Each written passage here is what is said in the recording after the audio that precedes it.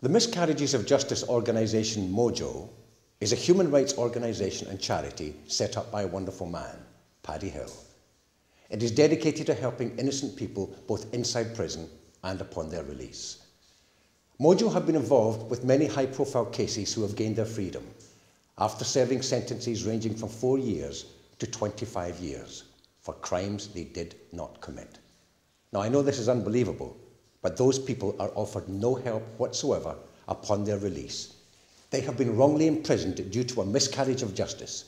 All of them suffer from serious post-traumatic stress disorders and many other conditions, and they desperately need our help.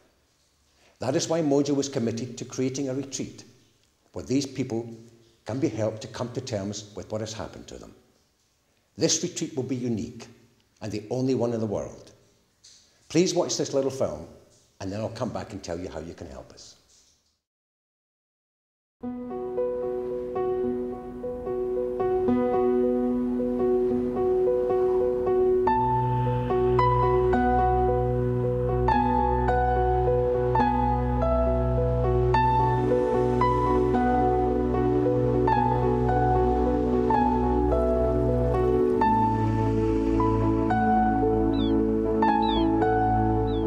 Innocent until proven guilty, I heard the Home Secretary say. Our judicial system is the best in the world, still the most respected today. It's an adversarial system where the best argument wins. We have to maintain law and order, what with all our political spins. Sometimes we have to persuade a jury that a defendant is legally sane, and the prosecution will psychobabble to keep it all simple and plain. We have a much safer system now with our technological tricks. Lord Lane added my sentiments too. Don't forget the Birmingham 6.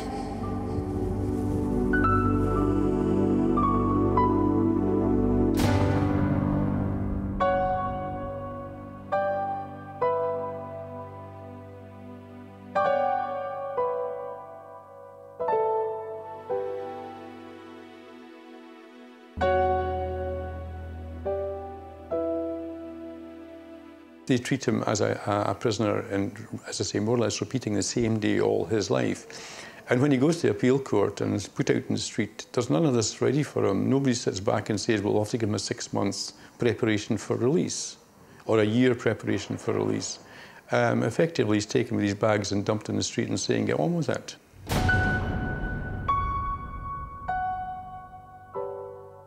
They threw me out with no money. Right, I stood outside Kirkham prison with no money in my pocket, right, in a plastic bag, right, and they didn't even give me a train ticket.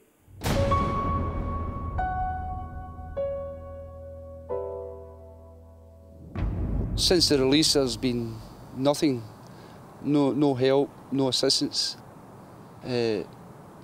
Just dumped, effectively dumped.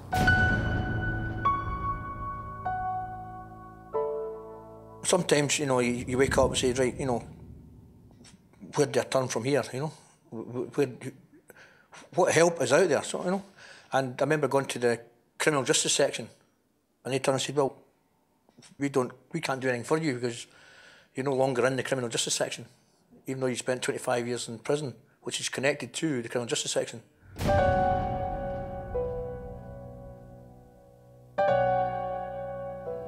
The only thing in your head is to prove your innocence and get released. And then you come out and within a short space of time, you don't even realise what's wrong with you because you don't fit in out here. When they throw us out at the Court of Appeal, they throw us out in the street and they expect us to get on with life, live like normal people outside. What's normal out here is not normal in prison.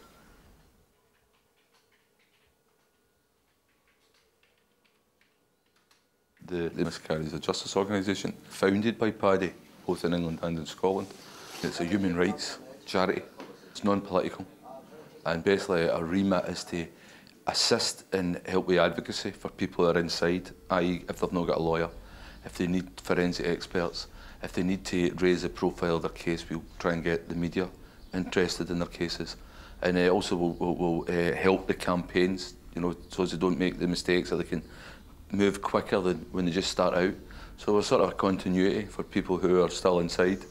And the other remit is to help people who have come out of prison after winning their appeal. You'll probably hear they just get dumped and thrown out. It's usually about somewhere in the region of 6 months or more after you've been released that you start getting your problem, or rather that you start realising that you've got problems. Anger, frustration, sorrow, disorientation, too many things pulling me in too many different directions. Once the excitement of coming out and all that particular issues have gone, suddenly it hits them and they become chronically depressed, suicidal, and can't understand what's going wrong with it. But they're just not prepared for going out, so they haven't got their mindset for going out. And the problem is, if you're having a good time, why are you now having a bad time? I came out here once my mother died. That was it, and I knew that when my mother died that it was going to happen, that I was going to go mad and just blast the pain away, numb myself with narcotics, and don't even feel or see or hear nothing. Intimidation, fear, anxiety, stress, slight paranoia, which I managed to control it a bit, you know. They might as well take us and put us in one of them fucking spaceships and send us to Mars. Because, to be honest with you, we'd probably cope better on Mars than we do out here, the way they throw us out. Because it's just, the more, when you come out, everything's on top of you. The pace of living has accelerated so much than it used to be in the old days. Everything is speeded up so much. And you come out and mentally you're not equipped to deal with any of this. And for so many of us, the more we see, the more confused we get. We can't handle it. And the more that so many of us end up, we want to fucking run away. And you'll find that so many people that come out after a while, they start hiding themselves at home. I've come across people who've come out of prison, gone into the street, heard the traffic, and run straight into their house, shut the door, pulled the bed over, and literally made themselves an own segregation room within the house. It's an agoraphobic reaction, which is very common. I would sit in my flat sometimes and wait for a certain time at night when it was quiet. You know, to nip down to the Chinese or something, because I knew it'd be dead quiet, but they'd been straight in, straight back out again, come upstairs. You know, I'd choose my time to go and shop in my supermarket. First opened, Sunday, nobody in it, you know.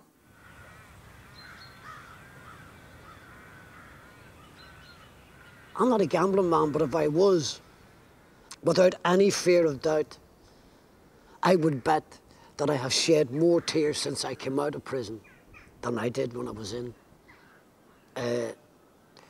You're out here and you'd be walking down the street even, and for no reason at all, suddenly, even though you're being a crowd of people, it's like being on a desert island on your own. You're so lonely. You just bust into tears for nothing. I've been in shops, gone into a shop to get something, and the mind just goes blank. And something will just pop into your mind for no reason at all. And you'd be standing there like in a trance.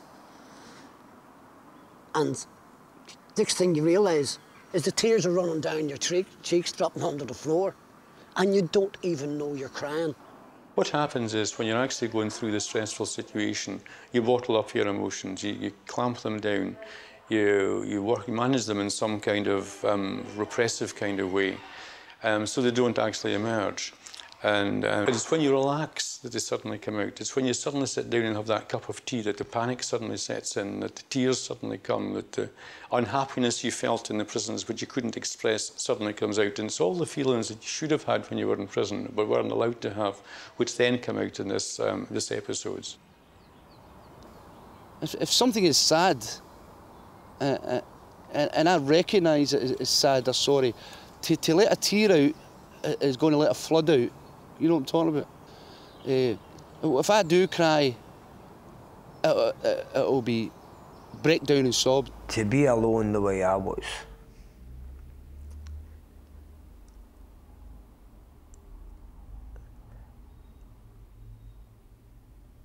I wouldn't wish that upon anybody.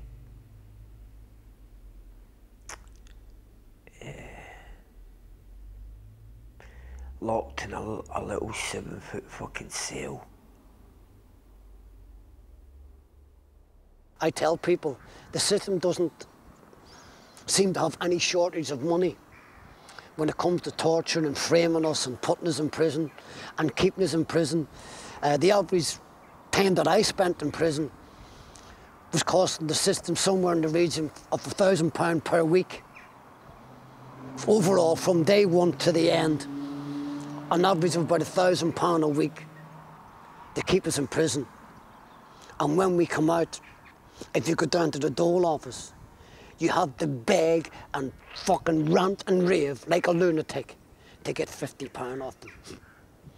And I get very, very angry about that because I say they don't have any shortage of fucking money keeping us in the jail. But when we get released, they seem to have a shortage of everything, including memory. And they don't even recognise us. We are not thought about when they throw us out in the street. In fact, the opposite. The system would love us to go away and just die. Every time I sought help, I got less help. You know what I'm talking about? Every time I sought help, I get something that was taken away from me, making it even more difficult. It's as if their philosophy is the more hurdles they put in your way, the less trouble you'll be, because you're going to end up back in prison and it's easier to deal with you while you're in prison. They've done nothing. They've treated us all with contempt. All of us with contempt. They've never tried to help. They just did not want to know.